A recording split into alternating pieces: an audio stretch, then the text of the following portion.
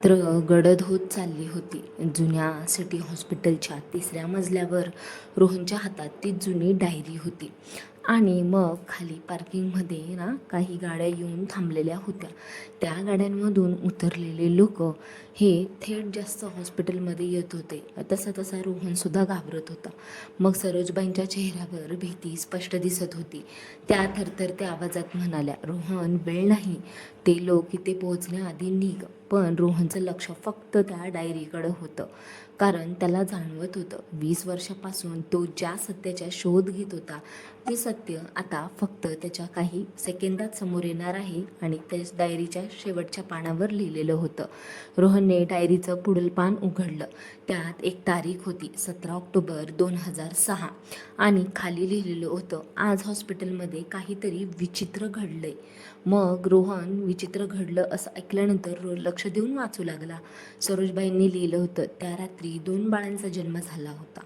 एक बाळ एका श्रीमंत कुटुंबात जन्मलं होतं आणि दुसरं एका गरीब महिलेकडे. पण मध्यरात्री हॉस्पिटलच्या रेकॉर्ड रूममध्ये अचानक आग लागलेली होती.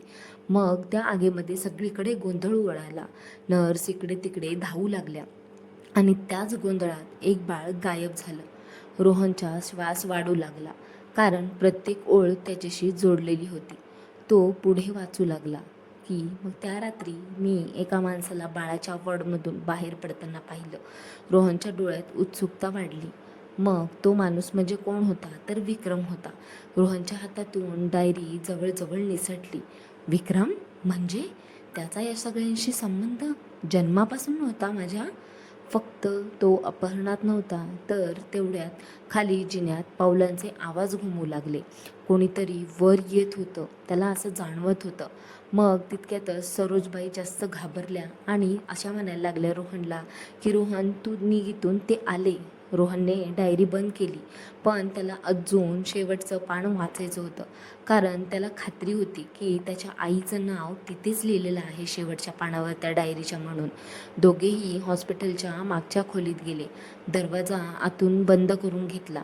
मग बाहेर आवाज वाढत होता.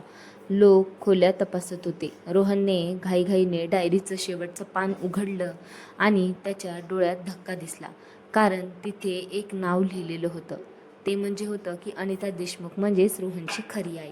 रोहन काही क्षण स्तब्ध झाला. हे नाव त्याने कधीच त्याच्या आयुष्यात ऐकलेलं नव्हतं. तो सरोजबाईंना विचारतो, ही कोण आहे? सरोजबाईंच्या डोळ्यात अश्रू आले. ही तुझी खरी आई आहे. रोहनच्या डोळ्यात पाणी आलं, कारण आयुष्यभर तो आई शोधत होता आणि आता पहिल्यांदाच त्याला तिचं नाव कळलेलं होतं.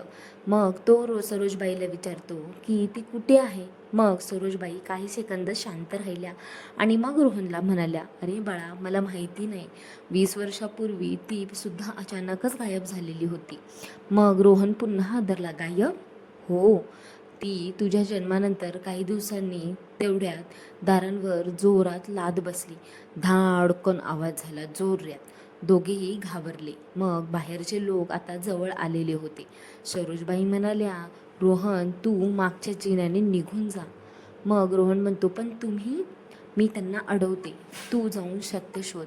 रोहनच्या डोळ्यात अश्रू आले, कारण सुमननंतर सरोजबाई ही अशी दुसरी व्यक्ती होती की जी स्वतःचा जीव धोक्यात घालून त्याला वाचवत होती. मग तो मागच्या जिन्यांकडे धावला, पण जाताना त्याला डायरीतून एक फोटो खाली पडलेला दिसला. मग तो फोटो त्याने उचलला आणि तो फोटो पाहताच मग तो थबकला. त्या फोटोमध्ये एक तरुण महिला होती आणि तिच्या हातात एक छोटंसं गोंडूसं लहान बाळ होतं. आणि फोटोच्या मागे लिहिलेलं होतं, मी आणि माझा रोहन. मग हे शब्द ऐकून रोहनच्या डोळ्यातून अश्रू अनावर झाले आणि खूप जास्त वाहू लागले, कारण पहिल्यांदाच त्याने आपल्या खऱ्या आईचा चेहरा पाहिला होता. हॉस्पिटलच्या बाहेर पडताच त्याच्या फोनवर एक मेसेज आला. तो सुद्धा अननोन नंबरवरून आलेला होता. मग त्यात फक्त एकच ओळ होती की अनिता देशमुख जिवंत आहे. रोहन जागेवरच अजून थांबला. त्याला विश्वासच बसेना. त्याचा श्वास अडकला. काय?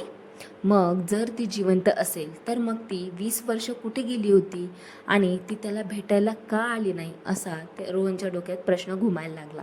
तेवढ्यात त्याचा फोन पुन्हा वाजला. समोरून एक पुरुषाचा आवाज आला, जर तुला तुझी आई भेटवायची असेल तर मग तू उद्या रात्री कोल्हापूरच्या जुन्या फार्म हाऊसवर ये, एकटाच ते पण. मग रोहनने त्यांना प्रश्न विचारला की तुम्ही कोण आहात, तू कोण आहेस? समोरून उत्तर आलं, ज्याने तुझ्या आयुष्याचं सत्य हे 20 वर्ष लपून ठेवलेलं आहे असा व्यक्ती आहे मी. आणि त्याने तेवढं बोलून रोहनचा कॉल कट केला. मग रोहन पूर्ण हादरला होता हे सगळं ऐकून. एका बाजूला त्याला कळलं होतं की त्याची खरी आई जिवंत असू शकते, दुसऱ्या बाजूला कोणीतरी त्याला सापळ्यात ओढत होतं. पण आता तो मागे फिरणार नव्हता, कारण आयुष्यभर शोधलेलं उत्तर आता फक्त एक पाऊल दूर होतं रोहनच्या. मग रोहनची खरी आई अनिता देशमुख जिवंत आहे का, किंवा अननोन नंबरवरून फोन करणारा माणूस कोण होता, आणि जुन्या फार्म हाऊसमध्ये रोहनची कोण वाट पाहत आहे, हे सगळं कळणार तुम्हाला पुढच्या भागात. जर तुम्हाला व्हिडिओ आवडला असेल तर लाईक करा, चॅनल सबस्क्राईब करा आणि कमेंटमध्ये सांगा की तुमच्या मते अनिता देशमुख खरंच जिवंत असेल का, आणि तीच रोहनची खरी आई ठरू शकेल का.